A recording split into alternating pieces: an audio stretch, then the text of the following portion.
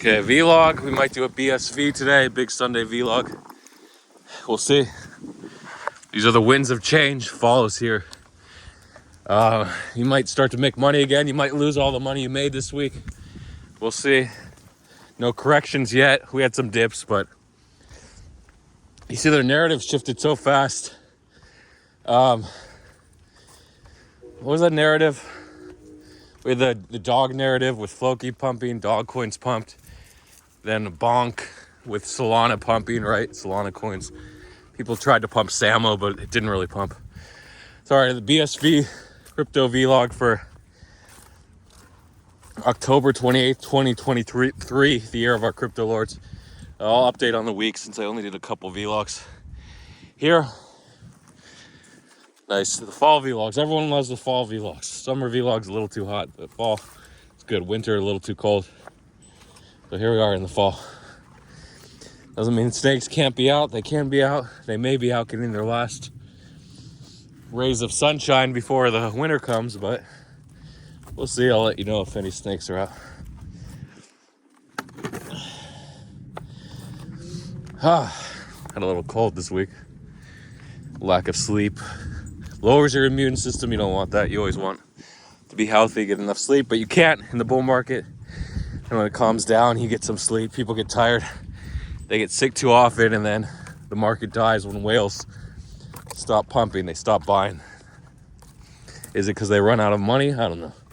Maybe their profits get fat enough that they take it out, take a break, and then come back. That's what you want to be. You want to be the market leader. You want to be the whale, takes your money out of the market, and then goes back in when all the other whales are coming back in. You want that. So you can do that when you see Bitcoin sort of start to get momentum. Any momentum, like those big buys, sometimes you can buy with them. Like last Sunday when we saw the buys from 27 to 28K, people just market buying, wicking up like $200 million in buys. Like, why is someone market buying $200 million? It doesn't make any sense. So you can copy those. Someone is accumulating. People thought it was buyers that were going to spread the rumor, whales that were going to spread the rumor to Cointelegraph that the ETF passed last Monday. I talked about the fake ETF. Was that just a week ago? Seemed like months ago, right? I talked about the fake ETF on Cointelegraph. That's how fast the time flies. I always wonder if you actually age that quickly in crypto. Like if you're trading crypto, do you get older faster than your other friends that are just gaming? I mean, gaming is stressful to a point, but not as much as crypto. If you're in a war, do you age faster? Let's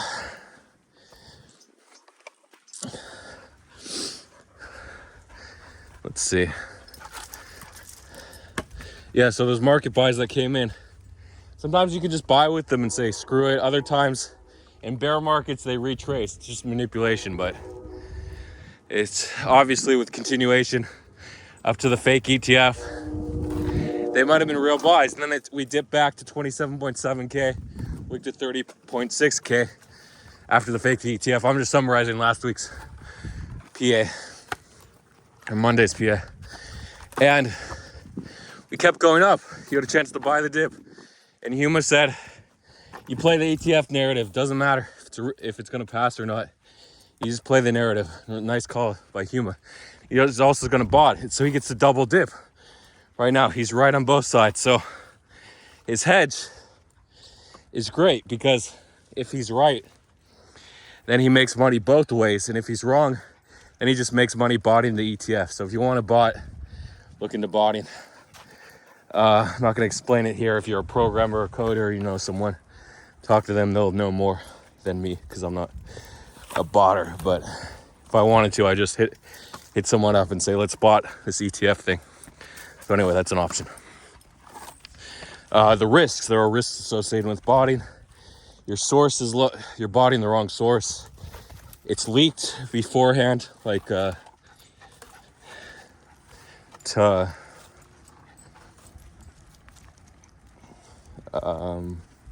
Bloomberg or This other one, Reuters, where like the Ethereum future is ready to launch, to be approved and passed. So we could get that news. Bitcoin future is ready to be, or Bitcoin spot ETF ready to be approved. And the problem with buying the headline is like that is you don't know if it's like detailing how enthusiastic the funds are, the ETF funds are, and the big banks who applied for the ETFs, like the iShares and BlackRock and Fidelity, Wisdom Tree. So if you're botting headlines like that, the early leaks, you could be just botting rumors. So that's a risk of botting. But the good news is, so say you're botting, you're going to long $10 million. So you have $100,000 and you're going for 100x long. I personally don't recommend over 50x, maybe even 75x. But you never know. So you're botting, and it comes in Bitcoin spot ETF ready to be approved. So this doesn't say that it's approved. You bought it, $10 million. What's the slippage on that? Like 0.3%. So this is where it gets tricky. If you bought multiple exchanges, the market makers adjust the price like a half second later. But if you're API, you're using the API to bought on all exchanges, you split it up like $5 million, OKX, Bybit, Binance. What's the fourth largest? I don't know, MEXC, but you have to use an API exploit to use MEXC API. So fourth one would be MEXC or something, maybe like Woo. I heard Woo has a lot of volume. I don't know the fourth one, it's up for debate. But you're splitting it up. Sorry, that was 20 million. 10 million probably doesn't even push the price 0.2%. But remember, slippage on 10 million at 0.2% is, are you ready? You won't believe this number. $20,000. So the cost, when you have $100,000 in your balance, the cost of longing 100x is $20,000. It's 20% of your portfolio if you're wrong. But if you're right, on that $10 million long, you're going to make 10%. You're going to make $1 million, right? So you pay 2% cost of what you expect to make. Say you'll probably take profit at 10%. You're not going to get greedy. But this is just a rumor headline. It might only go up 2 or 3% and then die. So you'll make a couple $100,000 even on the rumor headline. So that's the. But if the source is really dumb, usually Reuters and Bloomberg, they don't publish like gossip articles, news articles. It's just definite. So likely to approve it. It might quote Larry Fink, the BlackRock founder. So again, there's a rewards and risks. Sorry, that's a word. The reward is usually much greater than the risk involved. So go ahead and bot. But again, if it's your first time botting, you might get wrecked. You want to test the bot, you want to blah, blah, blah. But maybe the ETF will just be approved on Monday by the time this vlog launches, and we won't have to worry about missing $1 million, right? Because that sucks when you miss $1 million. But losing $1 million, I remember I ranked my hierarchy of crypto wins and losses and misses and makes.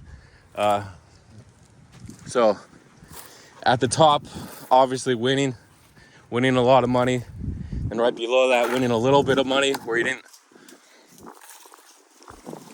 allocate properly, and then losing a little bit of money, and then losing a lot of money or getting wiped out. So that's the hierarchy of emotions. So if you win the most money ever, the thing is, it's only temporary. If you experience that greatest emotion ever in crypto, right? Maximizing the play, you go in, you figure out the leverage, you bought that ETF headline, and you make $1 million. And then you're like, okay, I got $1 million. What's next? You can't just turn it off and be like, I'm done. My life is finished. My life is complete. I can retire. I made $1 million. It's never like that. It's on to the next grind. So unless it's a casino where you just make it in. You okay, little girl? You stepped on a door? And move on then. You're stuck in the game forever, right? There's always the next bet or the next journey in life. You might want to open a business, open a restaurant, and then you have the headaches of opening a restaurant. So there's no fix, there's no cure-all if you have a bigger win. Remember that. Just because you've made millions, or just because your buddy or on a non on Discord or Telegram or Twitter, X, sorry. Am I going to be deplatformed from X now? Made millions doesn't mean their life is over, their life is complete. Holy shit, the amount of envy. There's jealousy versus envy. Envy is when someone has all the riches that you don't have and all the things you want and covet. And then jealousy is when you have something and you're worried that others are going to get what you have taken away. So jealousy is more about losing what you have, and envy is more about being miserable and having all these evil and bad feelings over what someone else has. So jealousy over envy. A lot of times they're used interchangeably mistakenly, but there you go. Envy is what you haven't achieved. Jealousy is what you have achieved, and you're worried someone else will achieve the same thing or take what you have. So let's go on. Shorten it faster. We can do part 2. The other guy said part 1. What a waste. You said nothing. I said everything that had to be said. Okay, that was 2 weeks ago. So let's move on to part 2. Hopefully he won't say that. Those nasty comments.